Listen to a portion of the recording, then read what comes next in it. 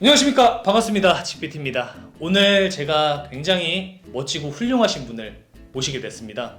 평상시에도 굉장히 애청하시는 선생님이라고 얘기를 해주셨고, 간단하게 한번 소개 한번 부탁드릴 수 있을까요? 네, 안녕하십니까. 저는 용인세브란스 심장내과에서 급성 심근경색이나 협심증 환자들을 치료하고 있는 교수 김용철이라고 합니다. 반갑습니다.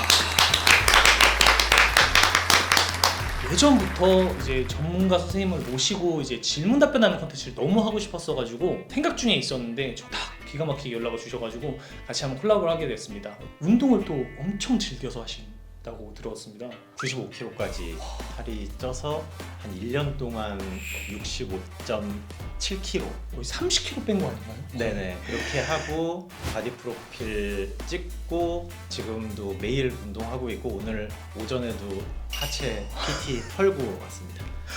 저는 웨이트가 너무너무 좋더라고요. 근데 거기에 좋게 한 또 원인 중에 하나 또 GPT님 아이고. 이 채널 보면서 너무 즐겁게 많이 봐서 네. 네, 지금도 운동을 열심히 하고 있습니다. 운동을 하시게 된 계기는 처음에 다이어트였던 거예요, 선생님도? 병원에서 계단 올라갈 때 허리 아프고 환자한테 외래에서 설명하다 보면 숨이 차고 도저히 이렇게 살면 안 되겠다 싶어서 살기 위해서 이제 운동을 시작했던 것 같습니다. 웨이트는 되게 안 좋다라는 인식이 사람들한테 많잖아요. 네.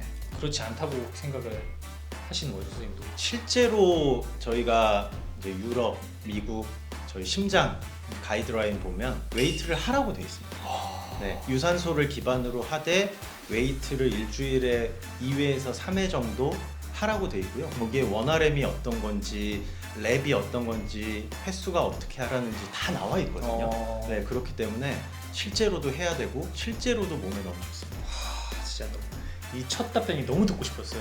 웨이트하면 다친다, 웨이트하면 디스크가 좁아진다 이런 말들이 너무 많다 보니까 웨이트는 그래도 무조건 필수라는 걸 먼저 얘기해 주셨고, 시청자들한테 진짜 궁금한 게 있으면 이제 댓글 달라고 했어요. 이제 정말 뜨거운 반응으로 댓글 이제 몇백 개씩 댓글이 달리고 최대한 제가 엄선해서 가지고 온 질문들을 선생님과 한번 나눠보도록 하겠습니다. 바로 한번 질문 한번 드려보도록 할게요. 첫 번째 질문 한번 드려보도록 하겠습니다. 근육 생성에 있어서 이제 남성 호르몬이 정말 어느 정도로 중요한지, 그리고 또 남성 호르몬을 증가시켜주기 위해서 할 수 있는 방법은 뭐가 있을지에 대한 질문이거든요. GPT님도 아시겠지만 인체라는 게 사실 하나 가지고 설명하기가 상당히 어려워서 네. 여러 가지 이 항상성이란 게 있기 때문에 하나 가지고 설명하기 어렵지만 어찌 됐건 남성 호르몬은 대표적인 게 테스토스테론. 네. 이게 결국에 근육의 증가와 이런 거에 영향을 미치는 거고, 이 남성 호르몬을 증가시키기 위해서 어떻게 해야 되냐? 정말 단순하거든요. 잘 먹고 잘 자고 운동해서 체중 빼고. 그럼 적정 체중을 유지해야 된다는 겁니까? 살이 네. 너무 쪄버리면 안 된다. 네, 그리고 체중이란 거를 또 뺀다는 거의 의미가 지방을 빼는 걸 의미하는 건데 운동을 안 하고 안 먹고 빼면 네. 근육도 같이 날아가니까 근육이 빠지면 기초대사량이 떨어지고 기초대사량이 떨어지고 근육이 적은 상태에서 몸은 이제 기아 상태인데 다시 정상적으로 먹으면 그게 먹는 족족 다 빨아들이고. 그리고 바뀌는 건 뭘로 바뀔까요? 지방으로 만들고. 그렇죠. 그게 요요 현상인 거고. 그러니까 남성 호르몬을 증가시키기 위해서는 어떤 음식들을 준비를 하면 좀 좋을까요? 일단은 아까 체중 감소 얘기를 왜 했냐면 실제로 체중이 빠지면 테스토스테론이 올라갑니다. 대신 체중 감소의 의미는 지방을 줄여야 된다는 거죠. 10%만 빼도 테스토스테론이 거의 한 3에서 4 정도 올라가는데 테스토스테론 보통 기준이 한 3에서 한 9 정도가 이렇게 정상이니까 네. 사실 아까 얘기한 것처럼 잘 먹고 잘 자고 그 다음에 운동해서 체중 감소하고 이 세 개만 잘 하면 아주 좋은 효과가 있는 거죠. 그리고 이제 남성 호르몬을 증가시킬 수 있는 보충제들이 사실 궁금하실 것 중에 하나인데 전제 조건이 있어요. 테스토스테론이 부족한 경우에만 보충하는 게 의미가 있습니다. 네. 굳이 필요가 없는 거죠. 그러니까 운동을 해서 체중 감소를 하면 테스토스테론이 올라가면 그러면 사실 테스토스테론 올리는 먹는 거 별로 필요가 없는데 그럼에도 불구하고 테스토스테론이 낮으면 조금 도움이 되는 게 비타민 D, 그다음에 아연, 마그네슘. 어쨌든 낮으신 분들을 위해서 필요하다면 그 세 가지 네. 얘기를 해주신 거고요. 자, 두 번째 질문도 굉장히 이제 헬스하시는 분들이 정말 많이 걱정하고 정말 많이 생각하시는 질문 중에 하나인데, 단백질 섭취가 간에 부담을 준다 하던데 데미지를 주는 게 사실인지, 또 만약 사실이라면 간의 부담을 줄일 수 있는 방법이 혹시 있을지. 일단은 건강한 사람이면 너무나 과하게 단백질을 먹지 않고서는 간 수치가 올라가지 않고 간에 큰 영향은 있습니다. 체중이 뭐 네. 1.5배 먹는 걸로는 그렇게 문제가 되다는 건 아니시죠? 네, 맞습니다. 운동을 과하게 해서도 간 수치가 높게 체크가 됩니다. 운동을 많이 하게 되면 근육이 손상을 받으면서 간 수치라는 게 크게 GOT, GPT 이렇게 있는데 네, 두 개가 있는데 그 중에 하나가 조금 올라간 것처럼 보일 수 있거든요. 운동하시는 분들 입장에서 내가 단백질을 많이 먹어서 이 수치가 올라가는 건가? 라고 생각할 수도 있기 때문에 보디빌더처럼 선수를 하는 사람이 아닌 일반적인 저희 단백질을 먹는 수준으로는 건강하다면 전혀 걱정 안 하셔도 됩니다. 그래도 그러면 간 수치가 그럼 만약에 안 좋으신 분들 위해서 케어를 해서 좀 챙길 수 있는 방법이 있다면 어떤 방법이 있을까요? 간이 안 좋으신 분들 보면 운동을 너무 과하게 하고 휴식을 많이 안 취해요. 하루에 막 2번 운동하고 맞아요. 분명히 오버 트레이닝인데도 막 운동하고 하거든요. 그리고 단백질을 먹는 단백질이 아니라 우리 보충제로 그냥 먹으면 어떤 문제가 생기냐면 빨리 흡수가 되잖아요. 이게 흡수가 빠르면 어떤 문제가 생기냐면 단백질이 우리 몸에 들어와서 이 단백질의 최종 산물인 아미노산으로 다 잘려야 얘가 우리 몸에서 뭔가 일을 할 수 있거든요. 그 자르는 일을 어디서 하냐? 간에서 해요. 그러니까 간이 부담이 갈 수 있는 거죠. 아침도 단백질 보충제로 먹고 점심 저녁 다 먹으면 계속 간이 갑자기 일을 과하게 하게 되니까 간 수치가 올라갈 수 있는데, 우리가 닭가슴살을 먹는다든지 뭐 소고기를 먹는다든지 하면 서서히 소화가 되고 서서히 흡수가 되고 서서히 그걸 아미노산으로 분해를 할 수 있기 때문에 간이 그렇게 부담이 갈 일이 없죠. 술을 매일 먹으면 간이 안 좋아지는 거랑 비슷하다고 생각하시면 될 것 같아요. 그럼 단백질 보충제가 부정적인 측면이신 건가요? 아니면 이 노인분들한테는 먹으라고 광고를 하고 있어요. 실제로. 다음 질문 이제 사람들이 또 많이 질문해 주실 것들 중에 하나인데, 하루에 한 번 운동 또는 2번 운동 어떤 게 더 나은지에 대한 측면이었거든요.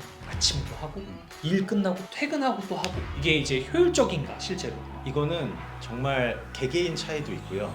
본인의 트레이닝에 대한 능력이 어느 정도냐에 따라 다른 것 같습니다.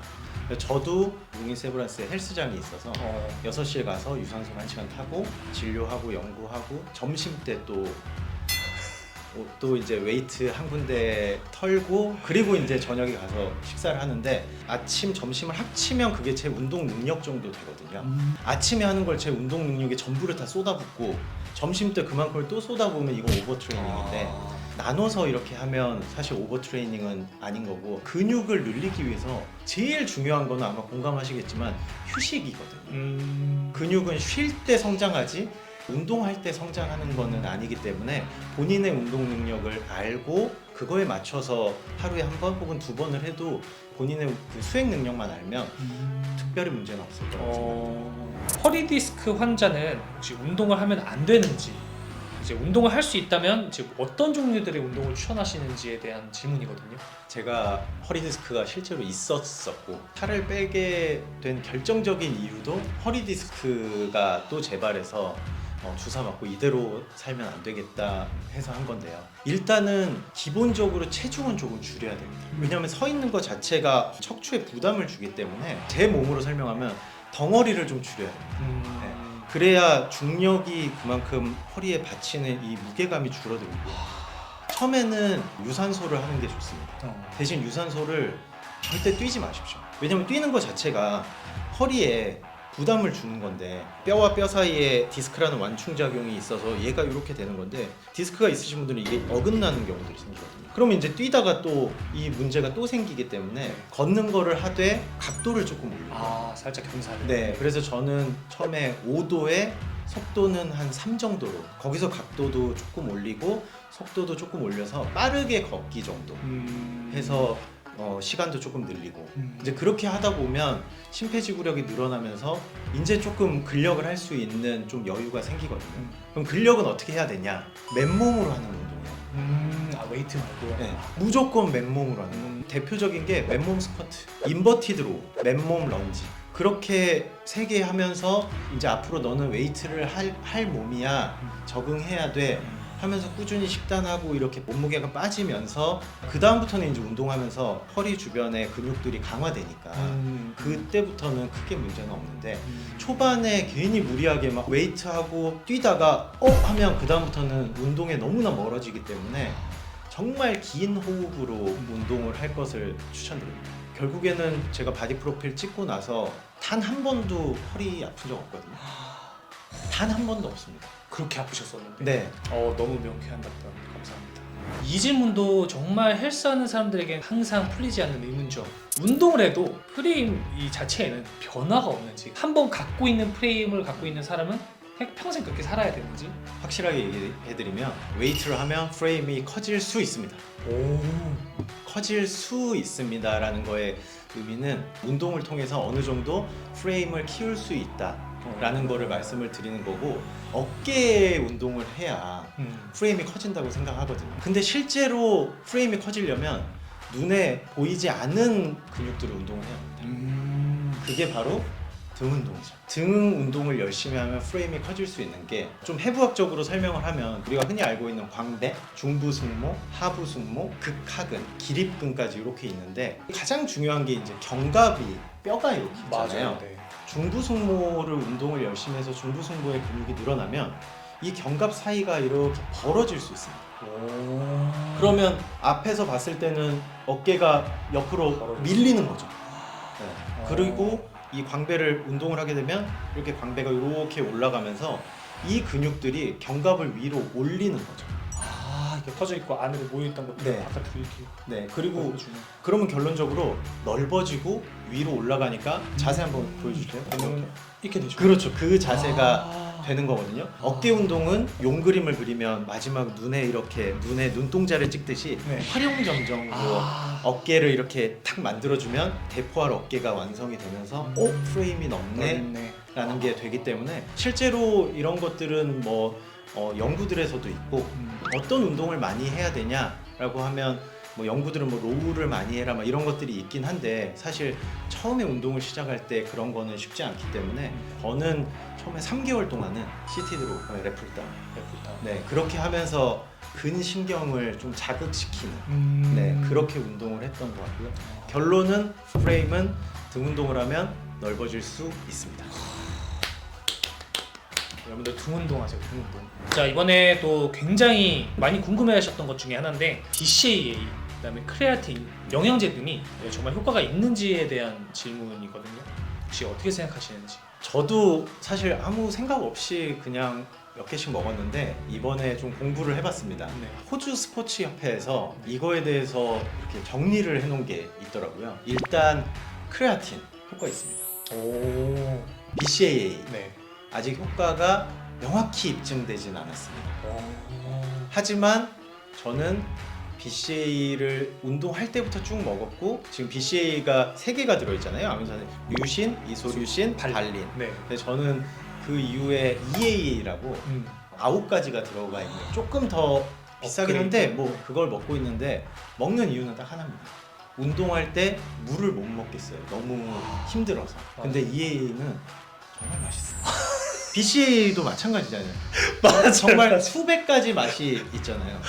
저희 집에 BCAA 한 10종류 있거든요. 네네. 네, 그래서 BCAA가 해로운 건 절대 아니고, 아직 과학적으로 막 검증이 많이 안 된 거기 때문에 이거는 사람의 기호에 따라서 드시면 될 것 같고요.